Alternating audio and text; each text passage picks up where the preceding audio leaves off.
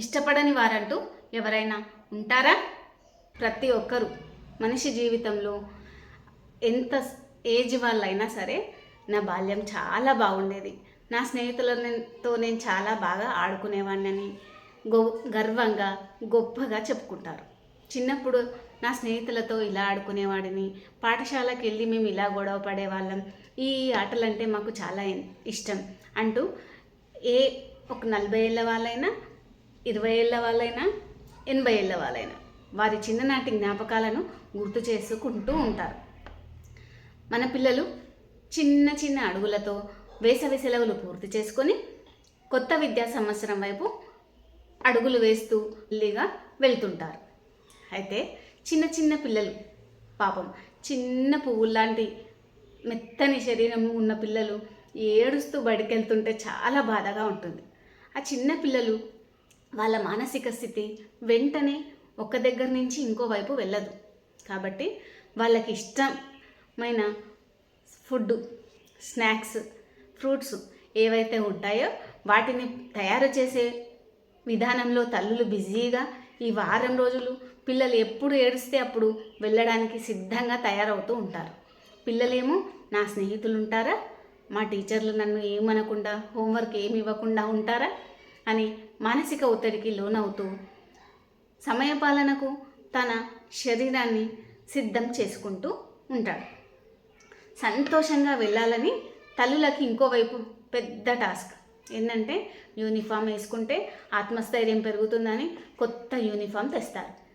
దాంతోపాటు కొత్త బ్యాగు, బుక్కులు, భిన్న భిన్న ఆకర్షణీయ వస్తువులు, పిల్లలకు కావాల్సినవి వాళ్ళ ఇష్టం పూర్వకంగానే చాలా వస్తువులు కొంటారు. కానీ పిల్లలకు ఆ సమయంలో వారికి నచ్చిన వస్తువులతో పాటు తన స్నేహితులు ఉన్నారా, నేను కొత్త స్కూల్కి మారితే నాకు ఏ స్నేహితులు ఉండరు, పాత స్కూల్ అయితే బాగుంటుండే అని రకరకాల ఆలోచనలతో వెంటనే సిద్ధంగా ఉండడు. ఒక 2 రోజుల వరకు కొంచెం ముభావంగానే పాఠశాలకు వెళ్తారు. పాఠశాలకు మొదటి రోజు వెళ్ళిన తర్వాత వాళ్ళ టీచర్లతో, వాళ్ళ స్నేహితులతో గడిపిన సమయాన్ని గుర్తు చేసుకొని 2వ రోజు తొందరగా సిద్ధమవుతాడు. అంటే మానసిక స్థితికి కొంతవరకు మార్పు చెందిందని. ఇక్కడ తల్లి పిల్లవాడు ఇద్దరు మానసిక స్థైర్యం తెచ్చుకొని వాళ్ళ సమయం ఇంట్లో ఉంటున్నాడు కాబట్టి ఏ సమయానికి ఏదో ఒక రకమైన స్నాక్స్ కడుపులో వేస్తూ సమయ పాలన పాటించకుండా ఆటల వైపు, స్నేహితుల వైపు, ఇంట్లో టీవీ వైపు, ఫోన్ వైపు రకరకాల ఆకర్షణలు ఉంటాయి. కానీ పాఠశాలకు వెళ్తే ఈ ఆకర్షణలు ఉండవు.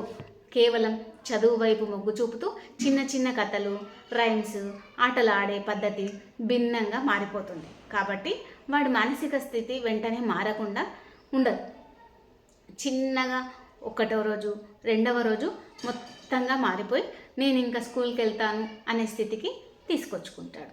తల్లులకైతే పెద్ద టాస్క్ కిచెన్ రూమ్లో స్నాక్స్కి ఏం పెట్టాలి, లంచ్కి ఏం పెట్టాలి, వాడు పొద్దున్నే ఉదయాన్నే స్కూల్కి వెళ్ళడానికి ఎలా సంసిద్ధం చేయాలి. ఆ సంసిద్ధంలోనే వాడికి చాక్లెట్ ఇష్టమా, డైరీ మిల్క్ ఇష్టమా, వెళ్ళేటప్పుడు ఇంకేమైనా భిన్నమైన వస్తువులు ఇస్తూ వాడు ఏడవకుండా పంపాలా అని ఆలోచిస్తారు.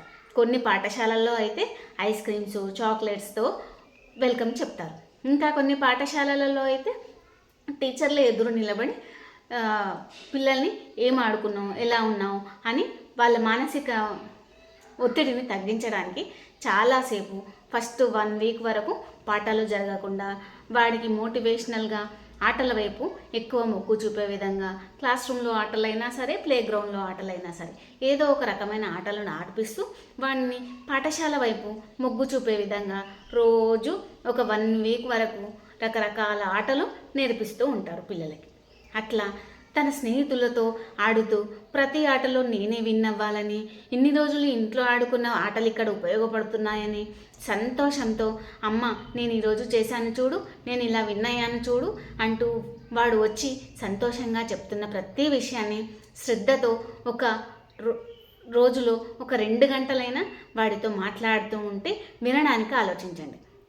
పిల్లలు కూడా మనం చెప్పే విషయాన్ని శ్రద్ధగా వినేలాగా చూడండి.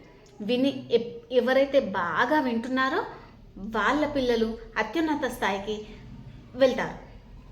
అంటే వినడం వచ్చిన వాడే ప్రతి పనిని ఆచరణలో పెడతాడు. మనం ఎప్పుడైనా సరే అనుకరణ విధానాన్ని పాటిస్తాం, చిన్న ఉన్నప్పటి నుంచి పెద్దగా అయ్యే వరకు. ఏ ఇంట్లో అయినా సరే చూడండి, పిల్లలు తల్లి ఎలా పని చేస్తుంది, ఎలా ఉంటుంది అని ఆ అనుకరణ పద్ధతిని పాటిస్తారు. కాబట్టి మీరు ఎలా ఉంటున్నారు, మీరు చిన్న చిన్న విషయాలకు ఎలా రెస్పాండ్ అవుతున్నారు అనేది పిల్లలు జాగ్రత్తగా గమనిస్తూ ఉంటారు. అందుకే పిల్లల్ని మాట్లాడి మభ్యపెట్టి సామ వేద దాన దండోపాయాలు అంటారుగా, ఇందులో సామ వేద దానం ఈ 3 మనం ఎక్కువగా ఉపయోగిస్తుంటాం. ఎందుకంటే ఏ ఇంట్లో అయినా తల్లిదండ్రులు 1-2 పిల్లలే ఉంటారు. కాబట్టి చాలా ఓపికగా పిల్లలకు అన్ని విషయాలు శ్రద్ధగా నేర్పించాలని నిర్ణయించుకొని ఎంత ఇబ్బంది పడుతున్నా సరే ఓపికతో పిల్లలకు సమాధానం ఇవ్వండి.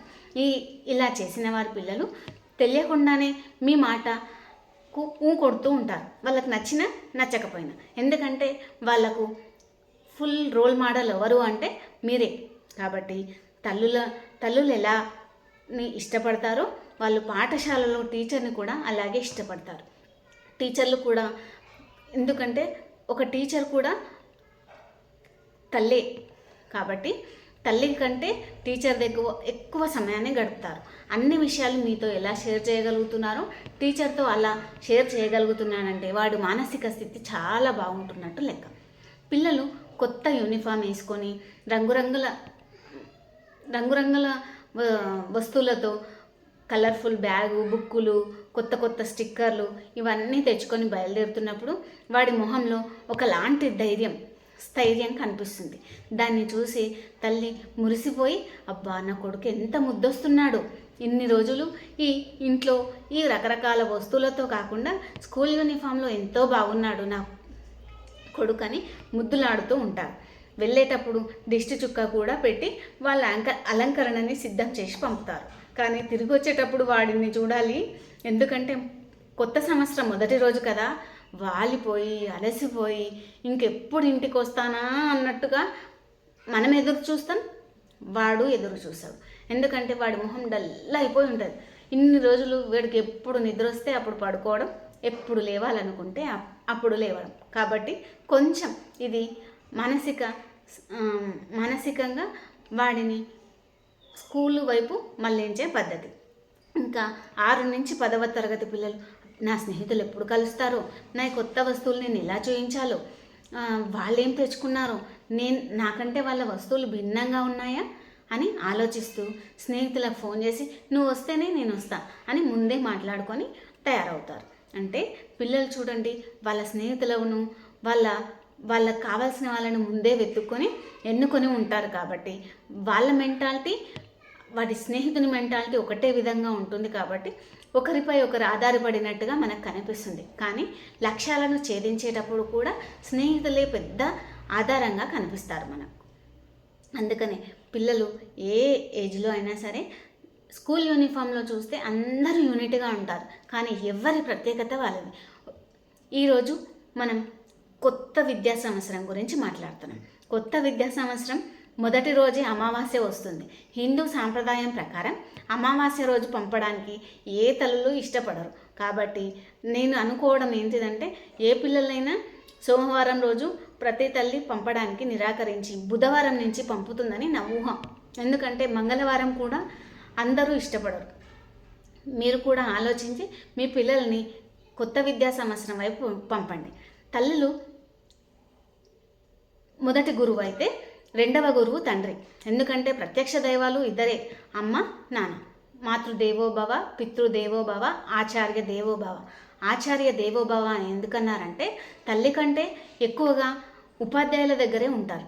ఆ ఉపాధ్యాయుని గౌరవించడం ఎలా, వాళ్ళకు గురు బ్రహ్మ, గురు విష్ణు, గురుదేవో మహేశ్వర ఆ యొక్క గొప్పతనాన్ని తెలుపుతూ సరస్వతి నమస్తుభ్యం శ్లోకం అంటే సరస్వతి అంటే ప్రవాహం ఎట్లా ఉంటుందో, ప్రవాహం సరస్వతి నది లాంటిదే అని అర్థం.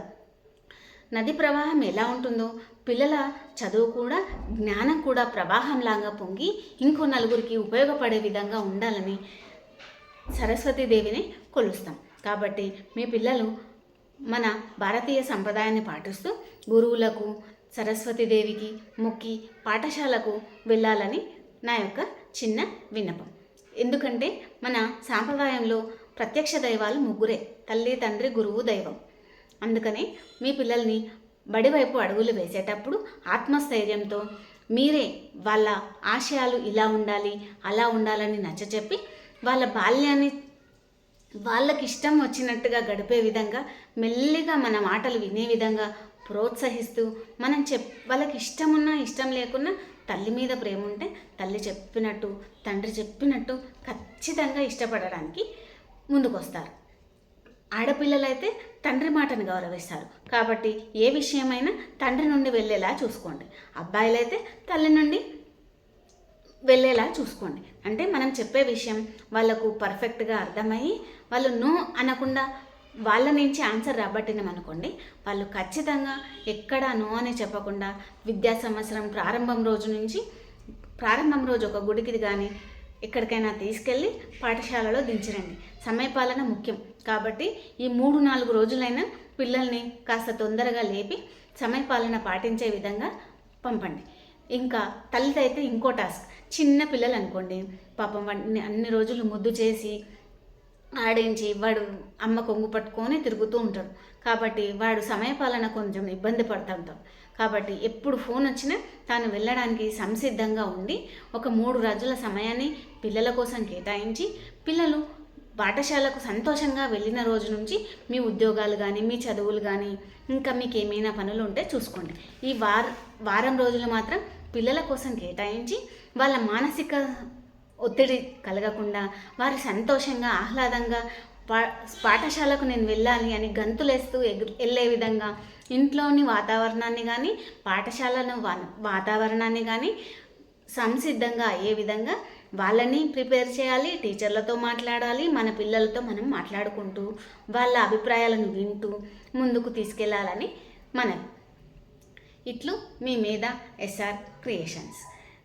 ఇంకా మీరు ఏమన్నా విషయాలు షేర్ చేసుకోవాలన్నా, మీ అభిప్రాయాలను కామెంట్ రూపంలో నాకు తెలపాలన్నా, భిన్న విషయాలలో నేను ఇంకా ఏమన్నా మాట్లాడాలని మీకు అనిపించినా నాతో కామెంట్స్ రూపంలో మాట్లాడండి. మీ కామెంట్స్ నేను తప్పకుండా రిప్లై ఇస్తాను.